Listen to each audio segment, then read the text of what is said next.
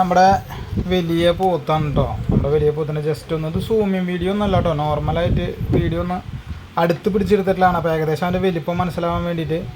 അപ്പോൾ അവൻ്റെ ക്ഷീണം മാറിക്കൊണ്ടിരിക്കുന്നു. എങ്ങനെയുണ്ട്, ക്ഷീണം മാറില്ല എന്നൊക്കെ ജസ്റ്റ് ഒന്ന് നിങ്ങൾ കമൻറ്റ് ചെയ്തോളൂ കേട്ടോ. അപ്പോൾ അത് അവൻ്റെ പോസ്റ്റ് കണ്ടില്ലേ, അത് അപ്പുറത്ത് നിൽക്കുന്നുണ്ട് കേട്ടോ.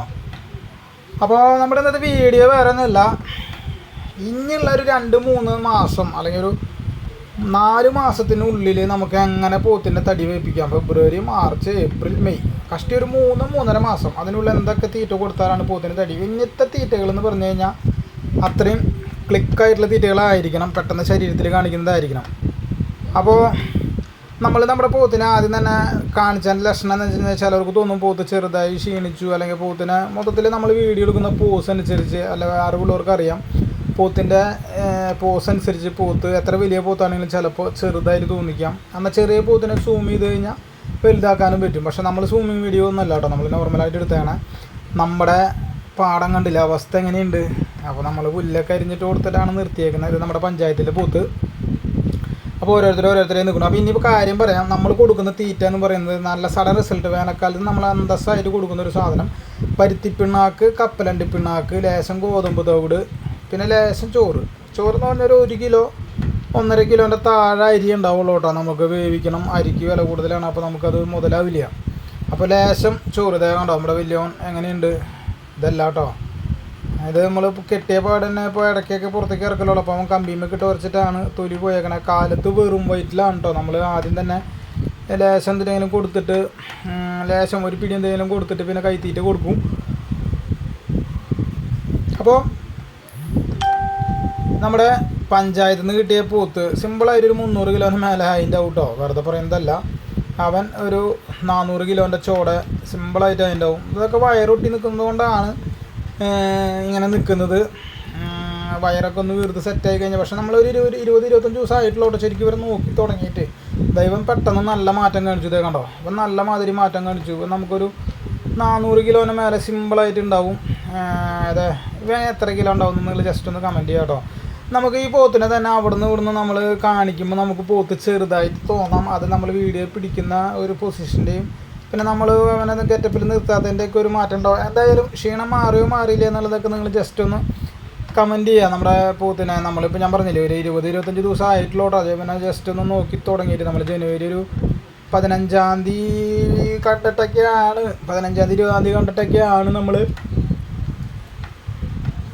പുല്ലരിഞ്ഞ് കൊടുക്കാൻ തുടങ്ങിയത്. പിന്നെ കൈത്തീറ്റ ഇപ്പോൾ ഒരു 10-15 ദിവസമായിട്ട് കയറ്റി തുടങ്ങി.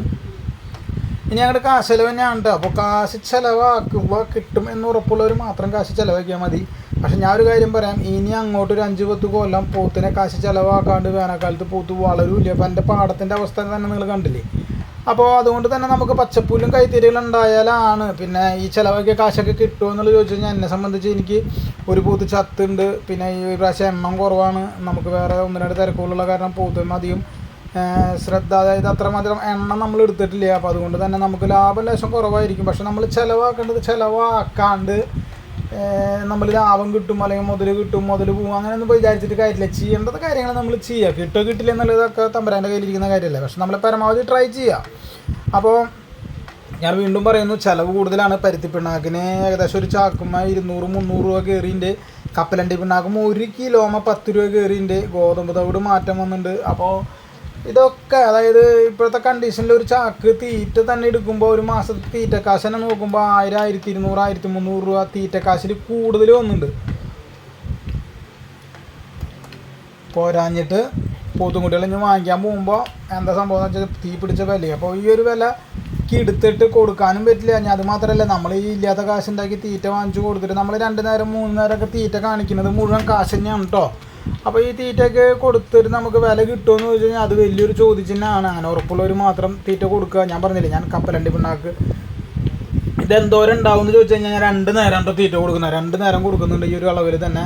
അപ്പോൾ ഏകദേശം ഒരു 2.5-3 കിലോളം അല്ലെങ്കിൽ ഒരു 3 കിലോയ്ക്ക് മേലെ പരുത്തി പിണ്ണാക്ക് ഒരു നേരം നമ്മൾ എടുക്കുന്നുണ്ട്.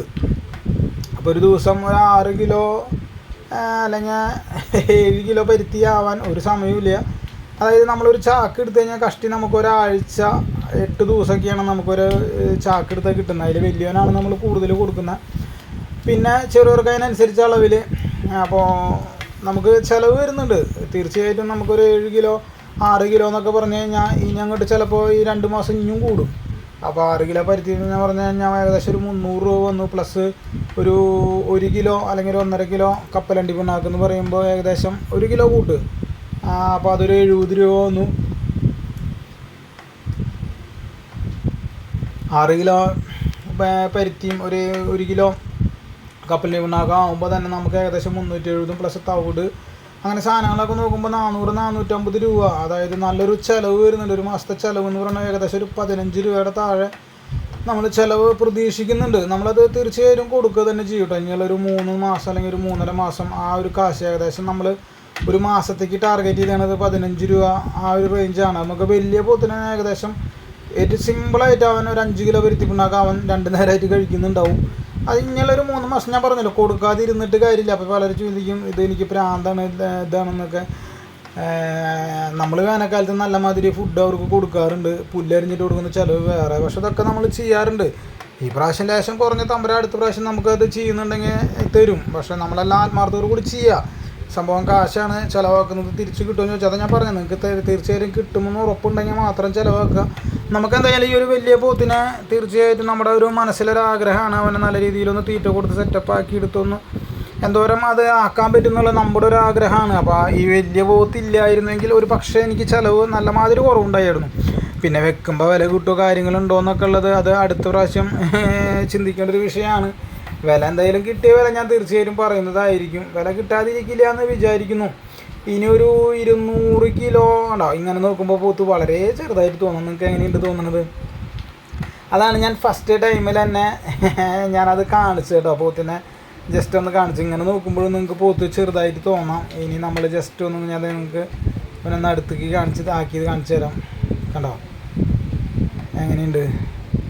ഇപ്പോൾ അവൻ്റെ ഫില്ലിങ്ങും കാര്യങ്ങളൊക്കെ ആയി തുടങ്ങി. ഇനി ഒരു 200 കിലോ ഇതുമ്മ കയറി കഴിഞ്ഞാൽ നമ്മൾ പ്രതീക്ഷിച്ച ഒരു റേഞ്ചിലേക്ക് ഒരു 3-4 മാസം കൊണ്ട് കഷ്ടി ഒരു 200 കിലോൻ്റെ പോളിച്ച് നമുക്ക് കിട്ടിക്കഴിഞ്ഞാൽ നമ്മൾ വിചാരിച്ചോടത്തേക്ക് ആയി എന്നാണ്. അതിന് വേണ്ടിയിട്ടുള്ള തീറ്റകളൊക്കെ നമ്മൾ അതിനെക്കാണ് നിന്ന് കൊടുക്കുന്നുണ്ട്. ദൈവം സഹായിച്ച് വേറെ കുഴപ്പങ്ങളൊന്നും ഇല്ലാണ്ട് വരട്ടെ എന്ന് പ്രാർത്ഥിക്കുന്നു. എന്ന് വെച്ച് കഴിഞ്ഞാൽ ഒക്കെ നമ്മൾ വിചാരിച്ച മാതിരി ആവണമെന്നില്ലല്ലോ. അപ്പോൾ കണ്ടില്ലേ അവൻ്റെ ഗെറ്റപ്പ് കണ്ടില്ലേ?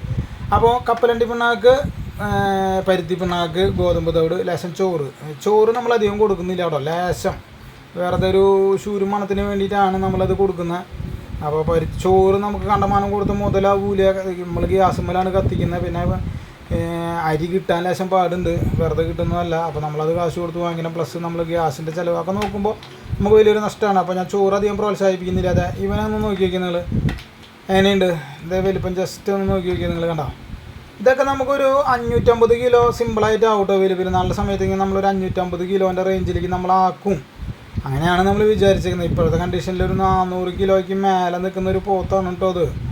നമുക്ക് വീഡിയോയിൽ എങ്ങനെയാണ് മനസ്സിലാവുന്നത് എനിക്കറിയില്ല. പക്ഷേ ഇനി നമ്മൾ ഇവനെ വൃത്തിയായി കഴുകി തുടച്ച് കാര്യങ്ങളൊക്കെ ചെയ്ത് സെറ്റാക്കി നിർത്തും. ഇപ്പോൾ അത് വീഡിയോ എടുക്കാൻ നമുക്ക് കഴുകാനും പിടിക്കാനൊന്നും നേരം കിട്ടിയിട്ടില്ല. ഇത് അവൻ മേത്ത് കമ്പിയുമിട്ട് ഉറച്ചിട്ടുള്ള ഒരു സെറ്റപ്പാണ് കേട്ടോ. അതായത് നമ്മുടെ വലിയവൻ്റെ പോസ് കണ്ടില്ലേ എങ്ങനെയുണ്ട്? അവൻ സെറ്റപ്പായി തുടങ്ങിയിട്ടില്ലേ? അതിൻ്റെ തൊട്ട് ഇവനെ നമ്മളാക്കും. അപ്പോൾ വീഡിയോ അവസാനിപ്പിക്കുന്നു. വീണ്ടും കാണാൻ പുതിയൊരു വീഡിയോ. എല്ലാവർക്കും ബൈ.